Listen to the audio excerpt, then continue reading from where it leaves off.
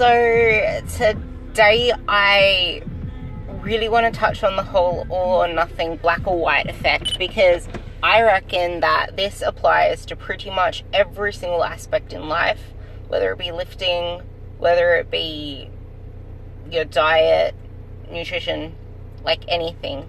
Because I realize these days everything is literally all or nothing. It's either one side or the other. There is literally no middle ground. It's like, okay, so I can't stick to my diet, I'm just going to go keto. Oh, okay.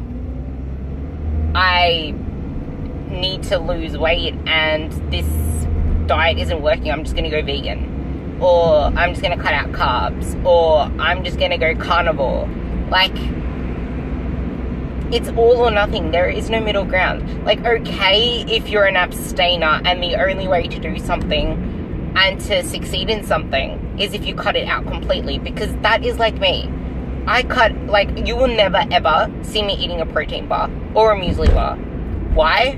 Because I'm the person that would go through a whole box. So the only way I stopped myself from eating so many protein bars in a day or in a single sitting was by going cold turkey. And this was about a year ago.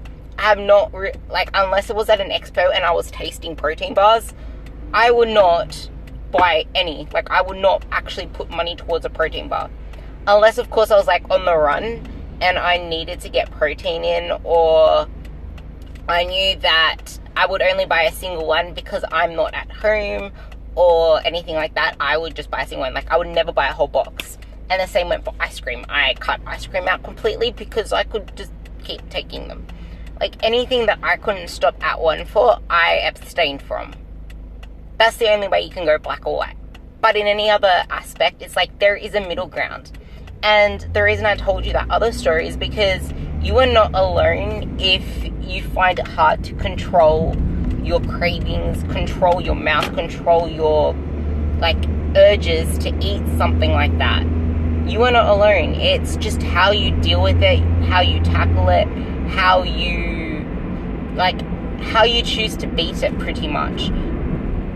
If you are going to actually buy boxes of things you cannot control, then you are putting yourself into the situation where you are going to end up with some, if you want to call it binge eating, then call it binge eating.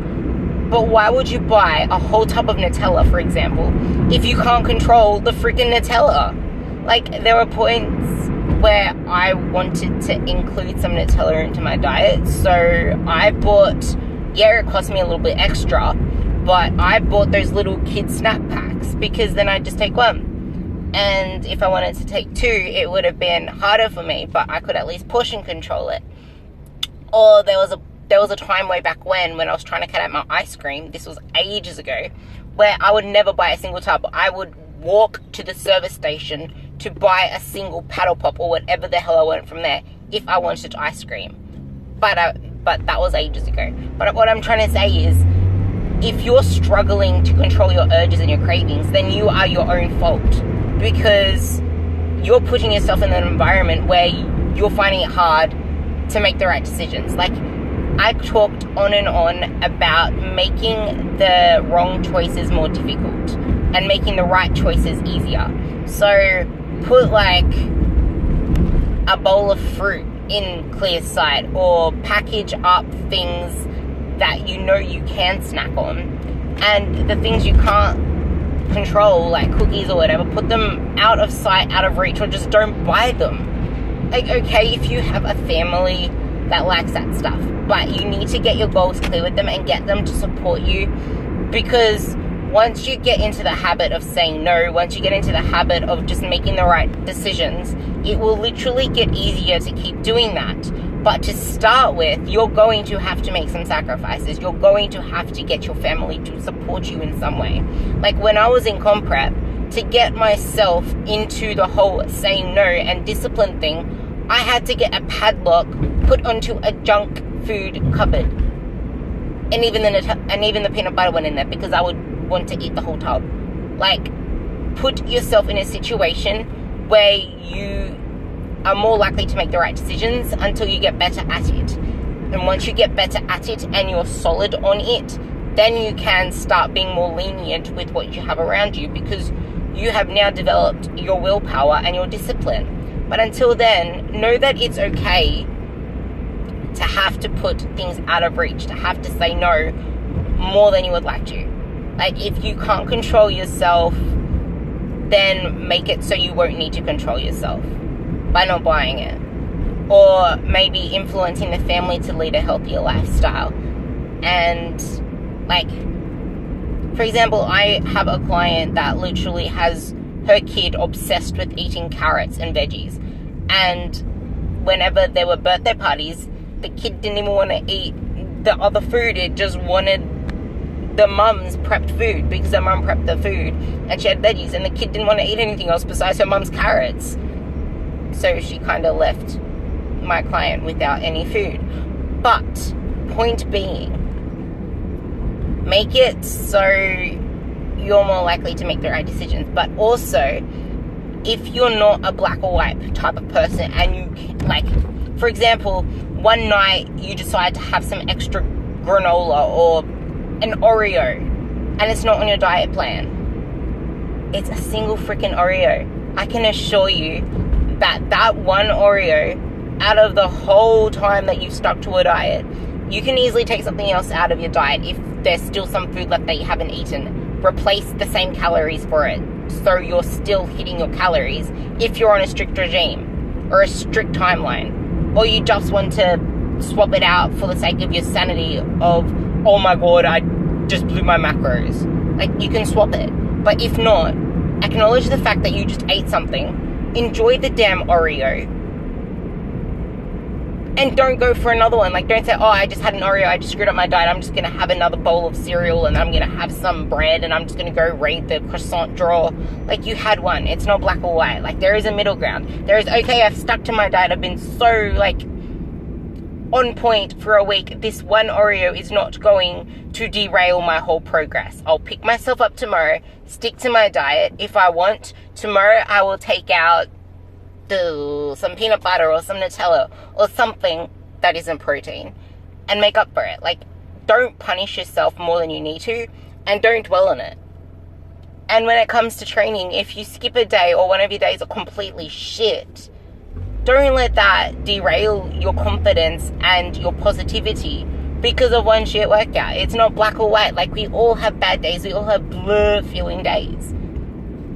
Like, for example, today I had the most mental clarity through my workout that I've ever had, when last week I was dragging ass through my sessions. Like, you get those days. It's normal, but the thing is that you stay focused, you pull yourself through it, and you replace every negative thought with a positive one. Because through every single tough moment, you literally feel yourself getting stronger, because if you face that again, you know you've been through it before.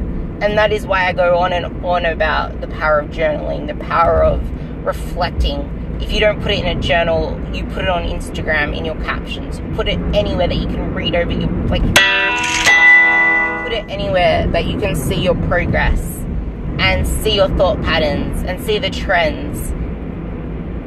And you realize that you've been through shit before and you can do it again.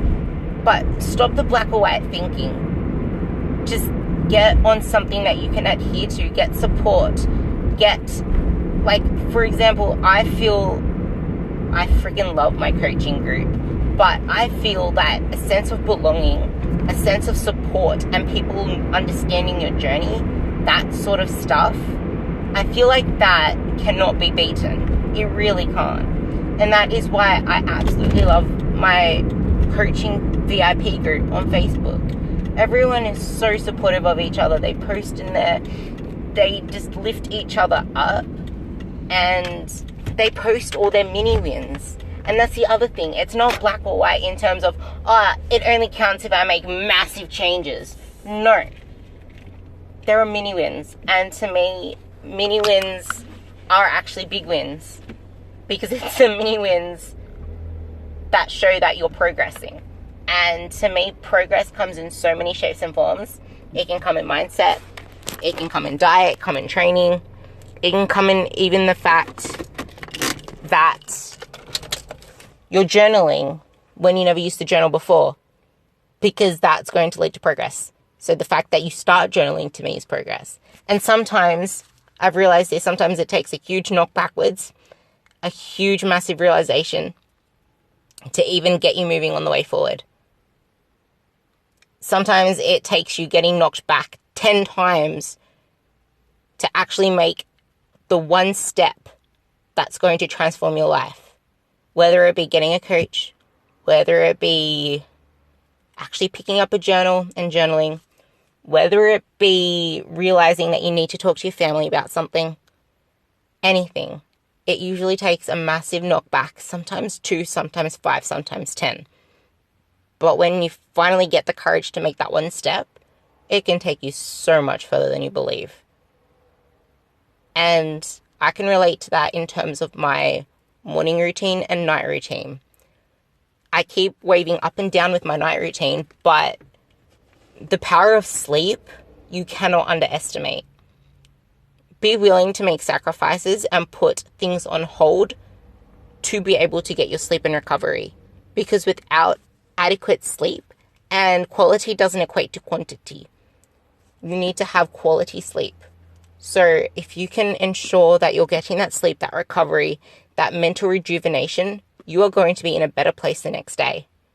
Because when you're deprived on sleep, your willpower is even less. You have more decision fatigue because you're tired. You're more likely to grab the biscuit.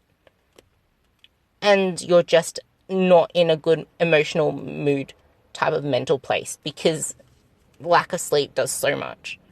So I hope that sort of helped. And I got carried away at the beginning about the diet, but I hope in some way you can relate this to some part of your life. And if there's anything you want me to talk about, let me know, because I sort of feed off clients and things I see on social media that I should talk about. So happy hump day, because today's Wednesday. Have a wonderful one.